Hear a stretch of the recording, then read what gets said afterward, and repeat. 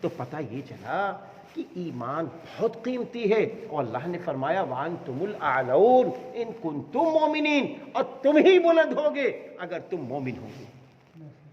اللہ تعالیٰ نے فرمایا اور تم ہی بلند ہوگے اگر تم مومن ہوگے۔ اور مومن کون شخص ہے؟ آمنت باللہ وملائکتہ وکتبہ ورسلہ والیوم الآخر والقدر وخیرہ وشرہ من اللہ تعالی والبعث بعد الموت۔ جو ان تمام باتوں پر ایمان لائے وہ مومن ہے۔ آمنت باللہ وملائکتہ، میں ایمان لایا اللہ پر، اللہ کے فرشتوں پر، وکتبہ، اور اللہ کے آسمانی چاروں کتابوں پر۔ لیکن ایک کتاب آسمانی ایسی ہے جس کو قرآن کریم کہا جاتا ہے۔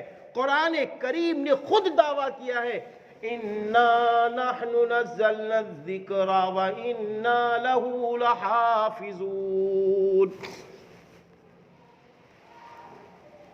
اللہ فرماتا یقیناً ہم نے قرآن کریم کو نازل کیا ہے، ذکرہ سے مراد قرآن، ہم نے قرآن کو نازل کیا ہے، ہم ہی اس قرآن کی حفاظت کرنے والے ہیں۔ اللہ نے تورات دی حضرت موسیٰ علیہ السلام کو، فرمایا جاؤ تم اس کی حفاظت کرو۔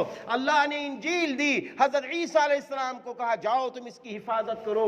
اللہ نے زبور دی حضرت داؤد علیہ السلام کو، کہا جاؤ تم اس کی حفاظت کرو۔ لیکن جب اللہ نے قرآن دیا تو یہ نہیں کہا کہ اے محمد صلی اللہ علیہ وسلم آپ حفاظت کرو، نہیں کہا، بلکہ اللہ نے فرمایا ہم اس کی حفاظت کریں گے۔ اللہ نے کیا فرمایا؟